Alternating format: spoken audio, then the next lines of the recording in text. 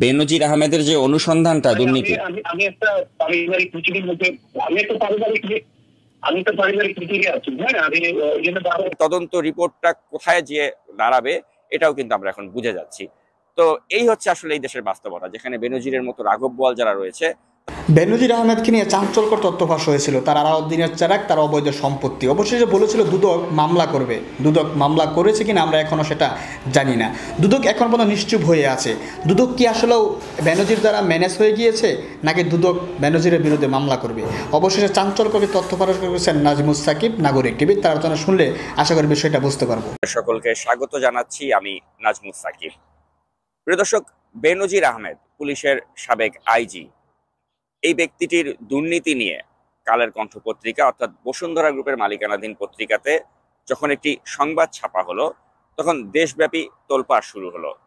এবং এরই সাথে যেটা হলো, আমি তার কয়েকদিন পরেই বেনজির আহমেদের নারী ঘটিত কেলেঙ্কারি সেগুলো জনসমক্ষে উন্মোচন করলাম। তো বেনজির আহমেদকে নিয়ে তখন চারিদিকে একটা নিন্দার ঝড়, সমালোচনার ঝড় বয়ে চলল। এবং এরই মাঝে আমরা দেখতে পেলাম ব্যারিস্টার সুমন, যিনি স্বতন্ত্র নির্বাচন করে জয়ী হয়েছেন এই ডামি ভোটের নির্বাচনে, তিনিও দুদকে বেনজিরের এই অবৈধ সম্পদ অর্জনের বিষয়টা নিয়ে যাতে অনুসন্ধান করা হয় সেজন্য একটি আবেদন করেছিলেন। তো সবকিছু মিলিয়ে মনে হচ্ছিল যে হয়তোবা বেনজির আহমেদকে এবার আইনের বা বিচারের মুখোমুখি করা হবে। কিন্তু প্রিয় দর্শক, অত্যন্ত দুঃখের বিষয় হচ্ছে যেখানে বেশ কিছু ঘটনা এর পরবর্তীতে ঘটেছে, যেগুলো আসলে ইঙ্গিত করছে যে আসলেই মনে হয় বেনজির আহমেদ পার পেয়ে যাবেন এবং তার কিছুই হবে না।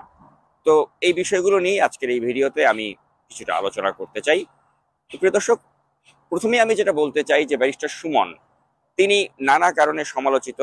কারণ তিনি এই ডামি ভোটে নির্বাচনে অংশগ্রহণ করেছেন, তিনি এই ফ্যাসিবাদী আওয়ামী লীগ সরকারের পক্ষে তিনি প্রোপাগান্ডা চালিয়ে থাকেন। তো সেজন্য তাকে অবশ্যই আমরা সমালোচনা করি। কিন্তু এট দ্য সেম টাইম তার যেটা ভালো গুণ সেটা আমাদেরকে বলতেই হবে, যে তিনি এস আলম গ্রুপের মতো সরকারের একটি দুর্বৃত্ত গ্রুপ, যারা ব্যাংক লুটেরা গ্রুপ, এই গ্রুপের বিরুদ্ধেও কিন্তু আমরা দেখেছি ব্যারিস্টার সুমনকেই তিনি সবচেয়ে আগে তিনি রিট পিটিশন দায়ের করেছিলেন এবং তাদেরকে আইনের মুখোমুখি করার চেষ্টা করেছিলেন। তাছাড়া আমরা দেখেছিলাম বসুন্ধরা গ্রুপের মতো ভূমিদস্যু গ্রুপের বিরুদ্ধেও কিন্তু তিনি কথা বলেছেন এবং মুনিয়া হত্যাকাণ্ডের পরে কিন্তু আমরা দেখেছি ব্যারিস্টার সুমনকে একটা সোচ্চারভাবে ভিডিও বানাতে। তো নানা সময়ে কিন্তু নানা জনগুরুত্বপূর্ণ বিষয়ে আমরা দেখেছি ব্যারিস্টার সুমন তিনি কথা বলেছেন। তো সেজন্য যার যেটা ভালো সেটা আসলে আমাদের অ্যাপ্রিসিয়েট করা উচিত। কারণ প্রত্যেকটা মানুষেরই কিন্তু ভালো খারাপ এর মাঝে একটা গ্রে এরিয়া রয়েছে, তো সেটা আমাদের ভুলে গেলে চলবে না। আমাদের সমস্যাটা হচ্ছে যে আমরা যখন কাউকে সমালোচনা করি, আমরা একদম ঢালাওভাবে সমালোচনা করি। সেই ব্যক্তির কোনো ভালো গুণ থাকলে সেটা কিন্তু আমরা ইগনোর করার চেষ্টা করি। তো ব্যারিস্টার সুমনের ক্ষেত্রে অবশ্যই তাকে আমি অ্যাপ্রিসিয়েট করি যে তিনি বেনজির আহমেদের বিষয়টি তিনি দুদকের নজরে আনার চেষ্টা করেছেন, দুদকে তিনি আবেদন করেছেন একটি, এবং সেজন্য অবশ্যই আমি মনে করি ব্যারিস্টার সুমন তিনি ধন্যবাদ পাওয়ার যোগ্য। আর বিএনপি পন্থী যারা আইনজীবী রয়েছেন তাদের কাছে আমার একটা প্রশ্ন, যে এই বিষয়টা তো তারা সামনে আনতে পারতো, তারা তো এটা নিয়ে রিট পিটিশন দায়ের করতে পারতো, তারা তো কোর্টে যেতে পারতো, তারা দুদকে যেতে পারতো। কারণ বিএনপির নেতাকর্মীরাই তো এই বেনজির আহমেদের দ্বারা সবচেয়ে বেশি ক্ষতিগ্রস্ত হয়েছেন।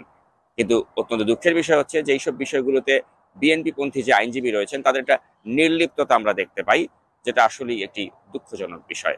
তো প্রিয় দর্শক, হাইকোর্টে বেনজির আহমেদের এই অবৈধ সম্পত্তির বিষয় নিয়ে যেটা রিট পিটিশন করা হয়েছিল, এর উপরে যে একটা শুনানি হয়েছিল, সেই শুনানিতে অংশগ্রহণ করেছিলেন ব্যারিস্টার এম সারোয়ার হোসেন এবং তার সাথে এখানে আরো ছিলেন মনোজ কুমার ভৌমিক। তো এই ব্যারিস্টার মনোজ কুমার ভৌমিক এবং ব্যারিস্টার সারোয়ার হোসেন, তাদেরকে আমরা ধন্যবাদ জানাই যে জনগুরুত্বপূর্ণ এই বিষয়টি অর্থাৎ বেনজির আহমেদের এই অবৈধ সম্পদের বিষয়টি হাইকোর্টের দৃষ্টিতে তারা আনার চেষ্টা করেছেন এবং আইনগতভাবে একটি বিচার যাতে হয় বেনজিরের, সে ব্যবস্থা নেওয়ার তারা চেষ্টা করেছেন। তো সেজন্য অবশ্যই আমি মনে করি ব্যারিস্টার সারোয়ার এবং ব্যারিস্টার মনোজ কুমার ভৌমিক, তারা দুজনও কিন্তু ধন্যবাদ পাওয়ার যোগ্য। কিন্তু যেটা আমি একটু আগেই বলছিলাম, যে আমরা বিএনপি পন্থী যে সো কল্ড আইনজীবী রয়েছে তাদেরকে কিন্তু এক্ষেত্রে কোনো ধরনের ভূমিকা নিতে আমরা দেখলাম না। তো সেটা কিন্তু অবশ্যই একটা দুঃখজনক বিষয় এবং আমাদের মনে প্রশ্ন জাগে যে বিএনপি পন্থী আইনজীবী যারা রয়েছেন তাদের কাজটা আসলে কি, তারা আসলে কি করেন, এবং তারা যদি এইসব জনগুরুত্বপূর্ণ বিষয় নিয়ে তারা যদি দুদকের দৃষ্টিগোচর না করার চেষ্টা না করেন বা তারা যদি হাইকোর্টের দৃষ্টিগোচর করার চেষ্টা না করেন, তাহলে কারা করবে? তো এই প্রশ্ন কিন্তু আমাদের মনে আসলে জাগে। প্রিয় দর্শক, এখন লেটেস্ট যে বিষয়টা সেটা আমি বলতে চাই আপনাদেরকে, যে বেনজির আহমেদের এই যে সম্পদ, অবৈধ সম্পদের বিষয় নিয়ে যে দুদকের অনুসন্ধান চলছে বা হাইকোর্টে যে এই বিষয়টি নিয়ে যে রিট পিটিশন হয়েছে, এটা সর্বশেষ অগ্রগতি নিয়ে আমাদের পত্রপত্রিকাতে কিন্তু কিছু আসছে না, যে কারণে সামাজিক যোগাযোগ মাধ্যমে যেটা হয়েছে আর কি, যে মানুষজন বলার চেষ্টা করছে যে হয়তো বেনজিরের ইস্যুটা চাপা পড়ে গেল, হয়তো মিল্টন সামাদ্দারের যে বিষয়টা সামনে আসলো এ কারণে হয়তো বেনজিরের ইস্যুটি চাপা পড়ে গেল, বা বেনজিরের বিষয়টি হয়তো একদম সম্পূর্ণরূপে মানুষ যাতে ভুলে যায় সে ধরনের একটা প্রচেষ্টা নেওয়া হচ্ছে, এ ধরনের কথাও কিন্তু কেউ কেউ বলছেন।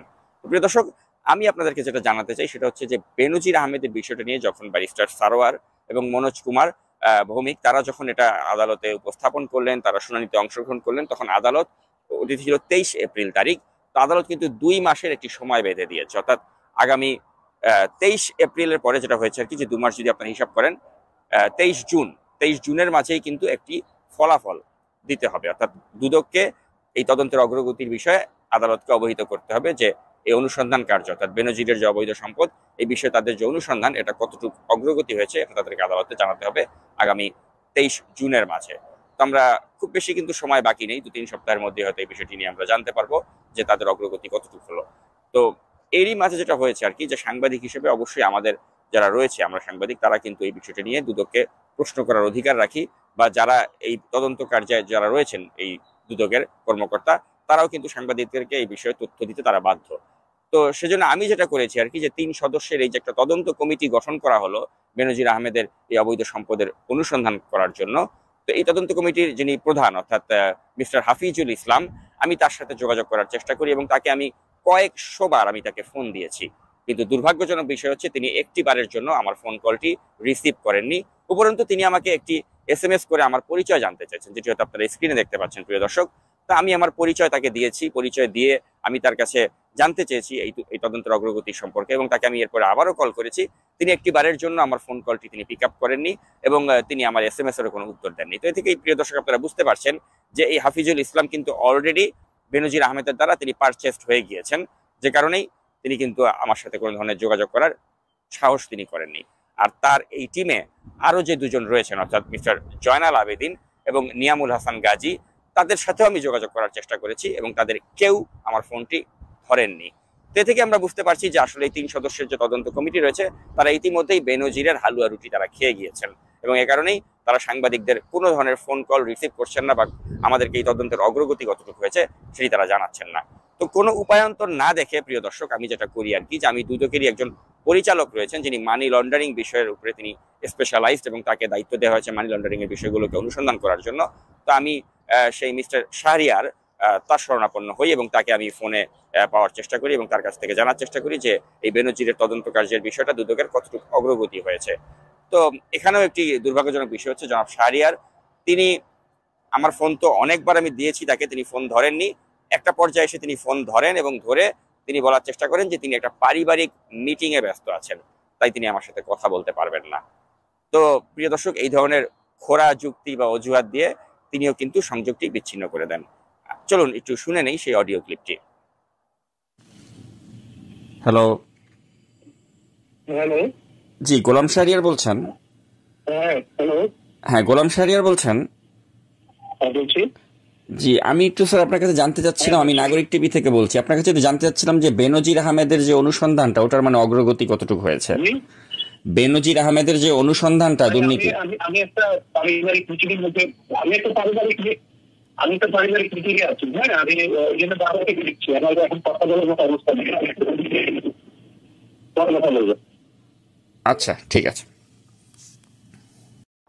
তো প্রিয় দর্শক, আপনারা নিশ্চয়ই বুঝতে পারছেন যে আসলে এই দুদকের এই কর্মকর্তা যারা রয়েছেন, যাদেরকে এই গুরু দায়িত্ব দেওয়া হয়েছে বেনজিরের অবৈধ সম্পদের বিষয়ে অনুসন্ধান করতে, তারা যে অলরেডি বেনজিরের দ্বারা প্রভাবিত হয়ে গিয়েছেন সেটা কিন্তু আমরা আজ করতে পারছি। তো এই দুদকের তদন্ত রিপোর্টটা কোথায় গিয়ে দাঁড়াবে এটাও কিন্তু আমরা এখন বুঝে যাচ্ছি। তো এই হচ্ছে আসলে এই দেশের বাস্তবতা, যেখানে বেনজিরের মতো রাঘব বোয়াল যারা রয়েছে তারা সবসময় ধরাছোঁয়ার বাইরেই থাকে, সরকারের পক্ষ থেকেও তাদের বিরুদ্ধে কোনো ব্যবস্থা নেওয়া হয় না। আর এই তথাকথিত যে দুদক রয়েছে, এদের কর্মকর্তা যারা রয়েছেন তারা এই ধরনের একটা কেস আসলে তাদের আসলে পোয়া বাড়া হয়, তারা এখান থেকে বেশ কিছু টাকা কামিয়ে নিতে পারে, এবং আমাদের মতো যারা সাংবাদিক রয়েছেন তাদেরকে তারা কোনো ধরনের তথ্য দিয়ে সহযোগিতা করেন না। তো এটা আসলেই দুর্ভাগ্যজনক, এবং যেদিকে যাচ্ছে আর কি, যে এই দুদকের যে তদন্ত কাজ, আমি যতটুকু এটা মানে অনুসন্ধান করে যেটা বের করলাম সেটা হচ্ছে যে আসলে এই তদন্ত কার্যে যারা রয়েছেন তারা সকলে ইতিমধ্যে বেনজিরের দ্বারা বেনিফিটেড হয়ে গিয়েছেন, এবং এদের দ্বারা আসলে সঠিক কোনো তদন্ত রিপোর্ট আমরা পাবো না। তো এই হচ্ছে প্রিয় দর্শক বেনজির আহমেদ ইস্যুতে সর্বশেষ আপডেট। যেটা আমার কাছে এসেছে আমি আপনাদেরকে জানিয়ে দিলাম। তবে এই ভিডিওটি শেষ করার আগে আরেকটি তথ্য আপনাদেরকে জানাতে চাই প্রিয় দর্শক। আমি বেনজির আহমেদের যে ঐতিহাসিক যে ভিডিও ক্লিপ, যেটি আমি তার একজন নারীর সাথে তিনি যে কথোপকথন করছিলেন, যেটা আমি ফাঁস করেছি, সেখানে যে নারীর কণ্ঠটি ছিল সেটা কিন্তু আমি আপনাদেরকে বলেছিলাম, যেটা ইচ্ছাকৃতভাবে আমি বিকৃত করেছি, যাতে সেই নারী, যিনি একজন মিডিয়া কর্মী, তার পরিচয়টি যাতে গোপন থাকে, সে কারণে আমি তার কণ্ঠটি কিন্তু বিকৃত করে দিয়েছিলাম, যে কারণে তার কণ্ঠটি কিছু কিছু ক্ষেত্রে পুরুষ কণ্ঠের মতো লেগেছে। তো আপনাদের মাঝে কেউ কেউ আমাকে জিজ্ঞেস করেছেন যে আসলে এই বেনজিরের সাথে যিনি কথা বলছেন তার কণ্ঠটি কেন পুরুষের মতো। তো এই ব্যাপারে যাদের একটু কনফিউশন হয়েছে তাদেরকে আমি বলতে চাই, প্রিয় দর্শক, ওটা ইচ্ছাকৃতভাবে আমি পুরুষের কণ্ঠ করেছি, যাতে তার প্রকৃত কণ্ঠটি আইডেন্টিফাইড করা না যায়।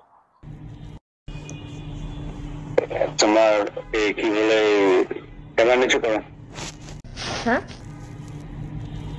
তুমি ক্যামেরা দূরে করো একটু। ও আমি তো ক্যামেরার অ্যাঙ্গেল বুঝি না, আমি তো ক্যামেরাম্যান না। হ্যাঁ এখন ঠিক আছে, এইভাবে ধরবো, এইভাবে ধরবো। হ্যাঁ, now I can see your boobs. তোমার জন্য ক্যামেরার স্ট্যান্ডও কিনছি, কিন্তু তুমি তারপর আর ভিডিও কল দাওনি। সেই 1 বছর পরে তোমার সাথে আমার কথা হচ্ছে মন খুলে। কালকে আমি অনেক তোমার কি বলে ক্যামেরা নিচু করো, হ্যাঁ তুমি ক্যামেরা দূরে করো একটু। ও আমি তো ক্যামেরার অ্যাঙ্গেল বুঝি না, আমি তো ক্যামেরাম্যান না। হ্যাঁ এখন ঠিক আছে, এইভাবে ধরবো, এইভাবে ধরবো। হ্যাঁ, now I can see your boobs. তোমার জন্য ক্যামেরার স্ট্যান্ডও কিনছি, কিন্তু তুমি তারপর আর ভিডিও কল দাওনি। সেই 1 বছর পরে তোমার সাথে আমার কথা হচ্ছে মন খুলে।